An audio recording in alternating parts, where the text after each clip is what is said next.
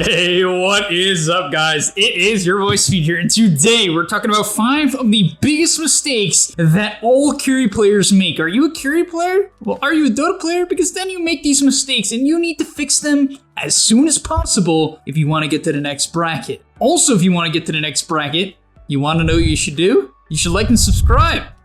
I bet you didn't see that one coming. Also, you should sign up to the Game Leap website. I bet you also didn't see that one coming. But it's in the link down below and you should sign up right now. All right, so let's get into the first point. This one plagues, and I mean plagues, the carry community from all brackets. It's so funny because I coach a huge plethora of players. I've coached 1K players, I've coached people below 1,000 MMR, I've coached Immortals, High Immortals, Low Immortals, Divines, everybody, okay? And this is something that hurts everyone, and it's staying in lane for way too long, okay? Especially if you're a hero that can jungle. Now, hear me out. You guys ever die in the laning stage around minute 6 to minute 10, where you're like, I'm playing Sven, I have 3 levels of cleave, and theoretically I could just jungle for the next 15 minutes and I'll probably end up being top net worth, but you don't. You grade out, you decide, I'm just gonna take one more wave in the safe lane, it'll be fine, I'm not gonna die, and then all of a sudden there's a 3-man gank squad, a level 10 Kunkka at the 6-minute mark coming to gank your lane and you're dead. That happens to a lot of people, it's super common. So the big thing you wanna start doing as a carry player is you need to look at every hero on the map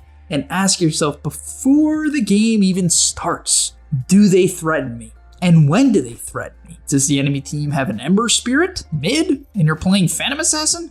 Well, you probably need to start looking to shift around the map or really keep a close eye on the Ember because he ganks you really easily, he counters you. It's like if you're playing Terrorblade and the enemy team has a Pugna mid. If you just stay in the lane, you know what's gonna happen? The offlane Mars is gonna spear you to a tree and the Pugna's gonna come one-shot you. So you gotta get out as soon as possible. The main thing and the main message I'm trying to convey here is if your hero has the capability to leave the lane, and almost all of them do, you need to look if you're gonna die, right? If you can die, then leave. Just leave. It's actually so simple, but so important. You'll notice if you go watch a bunch of pro games, and that should be a good staple of, learning of what you should do or not, the only heroes that typically stay in their lanes are heroes like Timber and Lifestealer, like those heroes, Juggernaut, maybe if it's a game where no one can cancel spin TP, then they'll stay in their lane and they'll continue to pressure it, right? But typically, you're gonna see them move around the map. You know what's been a really cool common trend that we've seen a lot lately from a lot of carry players? They're going to farm mid. Mid has become the home of the carry. And I want to really start pushing this message here on the Game Leap YouTube channel. And the reason for that, the reason why they keep sending the carry player mid, because it's very easy to protect them there, number one, right? Easy to set up wards, easy to deward the area. There's a mid tier one that you can TP in to save them if they need it. It's just hard to gank. It's hard to smoke gank mid as well because the mid tower is positioned in a place that kind of just prevents smoke ganks. That's why the mid tower is so important. It is the hardest smoke gank counter in the game, or just gank counter in general. And then the second reason why carries are constantly farming mid is because the camps are set up in a very useful way. Go watch all of the pro carries. You'll see them TP mid and take a bunch of stacks. You're probably not gonna get a bunch of stacks in your pub games. Let's be real. I don't stack camps ever when I'm playing 5 in pubs. I just don't. I'd rather push in waves. I'm not gonna lie. So you're probably not gonna get stacks, but you still wanna take the triangle. Then after you take the triangle, you go to the mid wave. After you go to the mid wave, then you go to the camp that's next door to it, right? The small camp on the dire side, or the medium camp on Radiant. It's really convenient. So I've been harping on this point for a while. Let's move on to the second one, but I hope that gives you some really good clarity and confidence to leave your lane. It's okay to do it. Don't be afraid. Next up on the list, we were just discussing the mid lane and why it's important to play mid as a carry, but also let's discuss why it's important to defend the mid tier 1 tower as a carry player, and this is point number 2. I was recently watching a No-Tail clip. I can't say exactly where it was from, I don't remember. It's just I just saw some Twitch clip, I don't remember when it was. But he was getting mad because his Sven wasn't TPing mid. The guy was very farmed, had a very good lane, and had a high level in stun, good level in Warcry, and had god strength and a couple items. He's powerful, right? He's a carry that is quite strong. And therefore he can participate in the game of Dota. You know, hitting creeps and going AFK is a great strategy to gain MMR, but it is not optimal to AFK the whole game. While I do think that the biggest issue for most carry players is fighting too much, and that's just like a whole nother video, while I do think that's a massive issue, a lot of carry players, when they hear this mentality and begin to apply it, they can't scale it back. They get too caught up in the idea that I have to farm. I'm gonna go top, and I'm gonna kill 18 camps in a row, and then I'm gonna have my menta by 18 minutes, and then all of a sudden you have no towers, your team is all dead, and they're raging at you. That's because you still need to farm in areas where you can have impact if your hero allows it. That's the big thing. If you're playing Anti-Mage and you have a Battle Fury and your team needs you to defend mid, but the enemy team has like a Slardar and a Chen and a bunch of heroes you can't kill, probably don't go to the gank unless they dive your tower. Then you should go. You can clean up. But if you're playing Sven and the enemy team has a bunch of units and you could stun and cleave them down and protect the tower for your team, absolutely show up. In fact, you might be the only hero that can do that for your team. And therefore, by participating in that fight, not only can you help your team get some kills and defend the tower, you'll also enable yourself to get more space in the long term because you'll protect your towers. Don't go around, saving the off lane and the safe lane tower. That is actually my next quick little point here, not point number 3, just a second point number 2. If you defend, that's why I said specifically mid tier 1, right? If you defend the safe lane and off lane tier 1s constantly, you can. It's just got to be very, very specific scenarios, which I'll cover eventually. You kind of just put yourself in a position that's very awkward to farm, right? The side lanes are awkward. They're easy to be ganked in, right? That's why you got to leave your lane. Point number 1, they're easy to be ganked in, and they're not really convenient in terms of farming. And therefore, defending mid tier 1 is the way to go. All right, let's get into point number 3. So for point number 3, it's something I recently helped one of my students go from Divine to Immortal, and something that we talked about and really been discussing recently that I think is something that basically no one does. I mean, and I'm talking about no one except for the really good players, which shocks me because it's so effective. But what you need to do is you need to look at your lane. Let's say you're having a hard time, okay? But you're playing Phantom Assassin and you really can't afford to jungle. It's too slow. I get it, you shouldn't jungle. But what you need to do is coordinate a gank that enables you to get space. And so the main point here, point number 3, is that carry players, the mistake they make is they're too afraid or they're not aware enough to ask for proper ganks that enable their farm. Does that make sense? Let me explain it. When you ask for ganks as a carry, it shouldn't be because you're a horrible laner, you're 0-3 by the 5-minute mark, and now you're like, oh, my mid laner, why aren't you helping? No, that's not good. What I'm saying is that, let's say it's 8 minutes into the game, you have a mid lane SLARK, you're playing Phantom Assassin, and there's a Timbersaw that's bullying you. Well, at that point in the lane, maybe you should have went mid in the first place, but SLARK counters Timber, and you should think about that. Don't just look at your lane. That's what most people do. They're just like, oh yeah, I'm playing PA against Timber, I can't do anything. Why not look at the other heroes on your team and say, oh, I have a SLARK. If I slow him with my dagger, the SLARK can come over, get the kill, and we can play from there. That would be great, and you can do that, and it works. Just give your teammates ideas.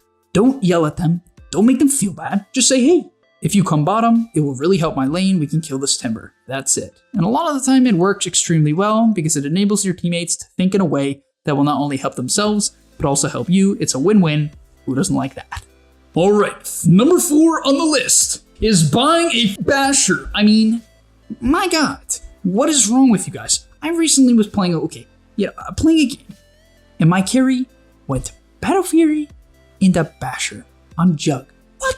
What? Like, why do people do this? Why does everyone just buy like a second item Basher, third item Basher? Basher is a fine item in certain games. If the enemy team has very mobile heroes that you need to lock down, or you really need an Abyssal to blow someone up, so you're playing Anti-Mage and the enemy team has a Puck or a Lina that's gonna stun you if you buy Scotty, right? Not good enough. Then yeah, you might wanna, buy the Abyssal. That's great. But people will just casually buy Basher with no attack speed item and no BKB and expect to bash people. In order to bash people, you have to auto attack them a lot, right? So if you have to auto attack someone a lot and you're saying, oh, the reason why they escaped is because I couldn't bash them. No, it's probably because you couldn't even hit them in the first place. So a Basher is not going to change anything. Most of the time, it doesn't. There are minimal situations that I've found where buying a Basher allows you to kill a hero. Let's say you want to kill a Void Spear, right? You're playing Jug, you're like, I couldn't kill Void Spirit because I didn't have a Basher. The Basher's probably not gonna let you kill him anyway. It's not a long enough stun, right? An Abyssal can be like more than 3 seconds of stuns because not only can you Abyssal them, you can then bash them after that. And so it's really, really good. But a casual Basher, while it does have its practicality, especially on certain heroes like Ursa that have naturally built-in attack speed, most heroes can't really use it well. And so please, please, please, if you see your friend buying a Basher, tell them to quit Dota. Alright, and last but not least, coming in at number 5, we have picking SLARK. You heard me right, guys. Picking SLARK? What does that mean? Is it really that bad? Yes. What does this hero even do? Okay, guys, let me put this on the table. What does this hero even do? Its Q is not good for farming, okay? Like, what? It does like half of a camp's HP. It can't even kill like the small creeps in certain Centaur camps. It's embarrassing. This hero is not even that good of a laner, right? Unless you have very specific matchups, it even gets bullied out of lane. In the mid game, you walk up to some Crystal Maid and you're like, hey, I really need to kill you. I have no permanent agi yet because my laning stage is extremely mediocre. I can't really farm that fast, so I really, really need to kill you, please. But then she clicks her Glimmer Key, and because you're a bad carry player, you don't have dust, and then she gets away. Or she bought a Force Staff, you pounce on her, and because you have a leash instead of an actual stun like a hero like Sven, you can't actually kill the person because they just Force Staff away. And you're like, wow, my hero is extremely useless. Nah, but in all seriousness, SLARK's really not that bad.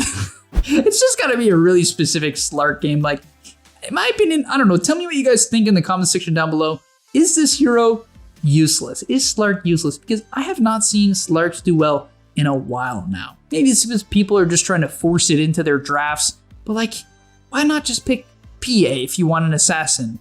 And if you want a hero that has like a disable, like pick Sven. And you know, like, if you want a good laner, I don't know, even Monkey King. I feel like Monkey King maybe is just a bit better than SLARK. I guess it's a bit different in terms of what your hero actually does. SLARK's a lot harder to kill mid-game than Monkey King, but all in all, I don't know. But yeah, that's gonna be all for today's video. I'll give you a quick recap so you guys can write it down on your post-it notes. I know you also definitely have a Game Lead notebook. You know, I have a Game Lead notebook. It's where I write down all of my Game Lead tips in it. Maybe I'll show that to you guys one day, if I'm not lying. But yeah, write this down in your Game League notebook. Okay, ready? Number 1, staying in lane way too long.